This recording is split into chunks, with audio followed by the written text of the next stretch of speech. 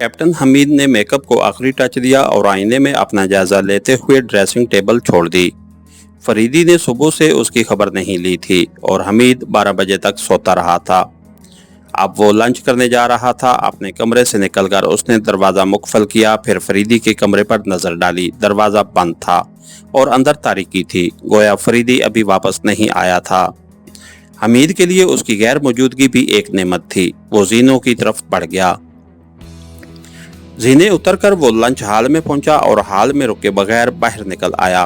Compound में उसकी car मौजूद थी, जिसका बंदोबस्त फरीदी के मकामी मातहतों ने किया था। वो कार में बैठा और इंजन स्टार्ट करके चल दिया। होटल की हदूद से निकलकर वो सड़क पर पहुंचा और एक तरफ कार दौड़ाने लगा।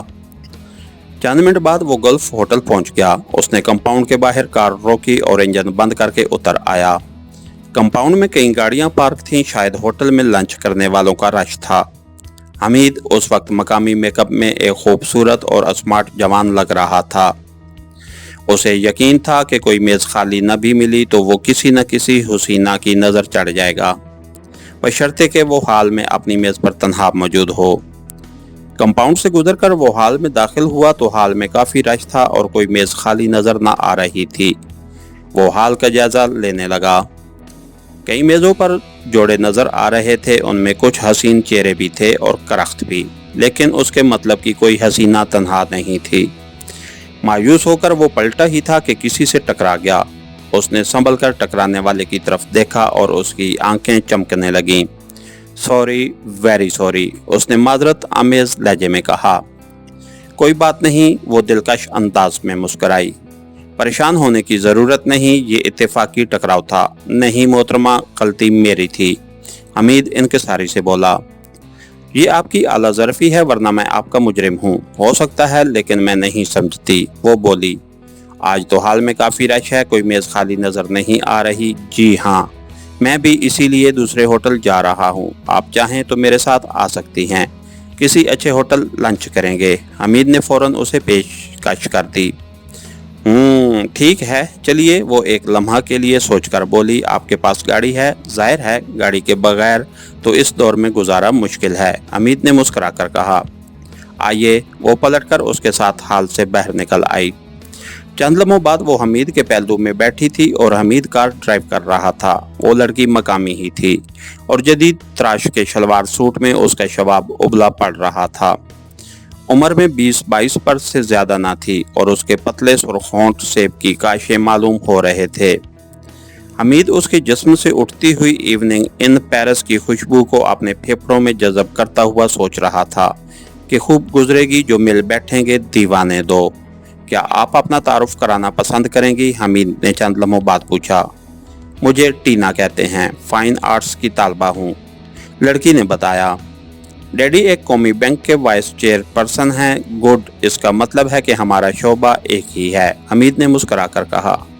क्या मतलब? लड़की ने चौंक कर पूछा। मैं भी फाइन आर्ट्स के फाइनल ईयर में हूँ, मुझे साजिद कहते हैं, हमीद बोला।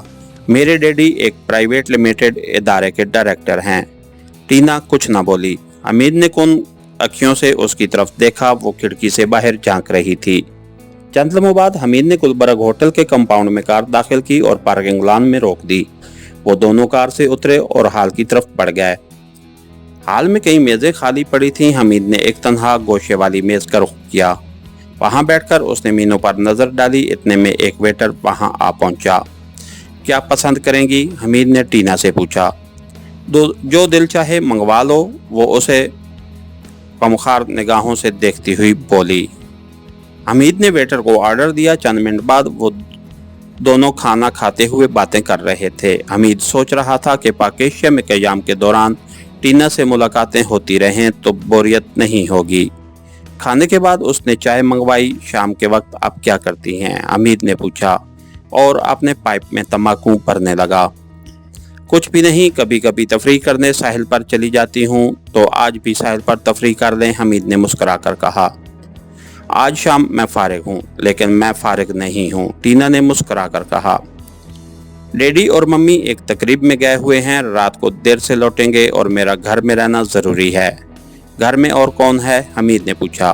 कोई नहीं, मुलाजिम शाम को छुट्टी कर जाते हैं। टीना ने कहा, आप चाहें तो शाम तक मेरे साथ वक्त गुजार सकते हैं। मेरे पास एक नई फिल्म का कैसेट आया है, वो आपको दिखाऊंगी। ठीक है, मुझे एड्रेस दे दें, हमीद ने कुछ सोचकर कहा। न्याजी कॉलोनी, कोठी नंबर 21B1, टीना ने बताया। चलिए मैं आपको अपनी कोठी दिखा देती हूँ, मुझे एक दोस्त से मिलना है, हमीद ने बहाना बनाया। उससे वक्त तय है, बहरहाल मैं शाम 6 बजे वहां पहुंच जाऊंगा। इसका मतलब है मुझे अब टैक्सी में ही वापस जाना पड़ेगा, वो मायूसाना लहजे में बोली, और हमीद को ख्याल आ गया कि उसके पास सवारी नहीं है। चलिए मैं आपको आपकी कोठी पर छोड़ आता हूँ, उसने उठते हुए कहा। इतने में वेटर बिल लेकर आ गया। हमीद ने बिल पर नजर डाली, फिर पर्स निकाला और रकम अदा करके टीना के साथ हाल के खारजी दरवाजे की तरफ बढ़ गया। चंद लम्हों बाद उसकी कार न्याजी कॉलोनी की तरफ दौड़ रही थी और वो उसे रास्ता बता रही थी। आगे एक पब्लिक फोन बूथ है, 1 मिनट वहां रुकना, टीना ने अचानक कहा। हमीद ने सर हिलाया और दाईं जानिब नजर आने वाले पब्लिक टेलीफोन बूथ के पास कार रोकी। टीना उतरकर बूथ में चली गई और हमीद उसकी वापसी का इंतजार करने लगा। वो 3 मिनट बाद वापस आई और दरवाजा खोलकर हमीद के पहलू में बैठ गई। हमीद ने कार आगे बढ़ा दी। 10 मिनट बाद हमीद ने टीना के इशारे पर एक नई कॉलोनी में कार मोड़ दी। फिर टीना ने एक गली में मुड़ने के लिए कहा और हमीद ने गली में कार मोड़ दी। गली में कई कोठियां थीं। टीना की निशानदेही पर उसने एक गेट पर कार रोकी। अब यहाँ तक आ ही गए हैं तो चंद मिनट के लिए अंदर भी आ जाएं, टीना ने मुस्कुराकर कहा। हमीद को उसका मशवरा पसंद आया और वो इंजन बंद करके कार से उतर आया।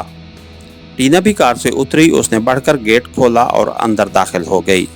हमीद भी अंदर दाखिल हुआ, लेकिन दूसरे ही लम्हे उसके सर पर क़यामत टूट पड़ी और वो कराता हुआ ज़मीन पर गिरता चला गया। इसके साथ ही हमारी आज की एपिसोड का इख्तिताम हुआ। कहानीकार चैनल को लाइक कीजिए, सब्सक्राइब कीजिए और बेल आइकन को प्रेस कर दीजिए ताकि हर आने वाली नई वीडियो आप तक पर वक्त पहुंच सके। शुक्रिया।